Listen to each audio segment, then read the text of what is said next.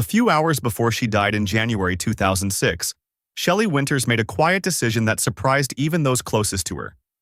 No cameras, no glamorous ceremony.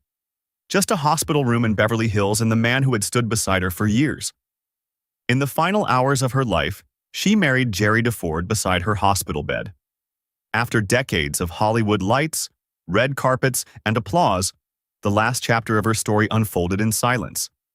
But that quiet moment only makes sense if you understand the life that came before it. Long before Hollywood knew her as Shelley Winters, she was a girl named Shirley Shrift, growing up in crowded neighborhoods in New York after being born in St. Louis in 1920. Life was not glamorous. Her father, a tailor, was later imprisoned after an insurance scandal, leaving the family struggling. For a young girl in a working-class immigrant community, that moment changed everything. Childhood ended early. Stability disappeared. And the idea of survival became very real. So she looked for an escape. Like many young dreamers, she found it in acting. School plays became a refuge. Imagine a teenager discovering that emotions too heavy for everyday life could suddenly become part of a character. That realization changed her future. She worked small jobs, sales clerk, model, nightclub performer, anything that could support acting lessons. The road into Hollywood was not glamorous either. Her first film roles in the 1940s were so small that audiences barely noticed her.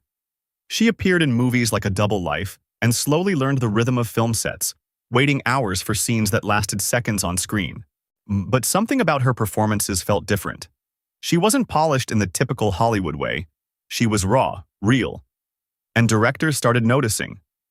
The breakthrough arrived in 1951 with A Place in the Sun.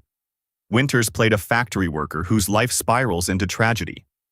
The role shattered Hollywood's earlier attempt to market her as a glamorous blonde starlet. Suddenly, critics saw something deeper, an actress who could reveal the messy, complicated truth of human emotion. And she proved it again and again.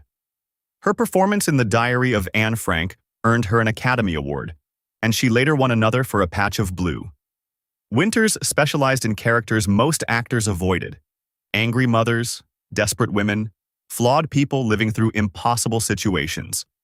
She once said perfection was boring. Audiences believed her characters because they felt painfully human. Yet her private life was far less stable. Marriages came and went. Fame brought relationships with famous actors, but few lasted. Through everything, one constant remained: her daughter, Victoria. While Hollywood changed around her, that bond anchored her life. By the 1970s, Winters continued appearing in films like The Poseidon Adventure, even earning another Oscar nomination. But as the decades passed, the spotlight slowly softened. She wrote memoirs, shared stories about old Hollywood, and watched the industry evolve beyond the era she once dominated. Then came October 2005. A severe heart attack changed everything. Her health declined quickly, and the actress who once commanded movie screens found herself confined to hospital rooms, which brings us back to that final decision. In the last hours of her life, she chose something simple: commitment, love. A quiet marriage far away from the world that once obsessed over her fame. Shelley Winters died on January 14, 2006, at 85.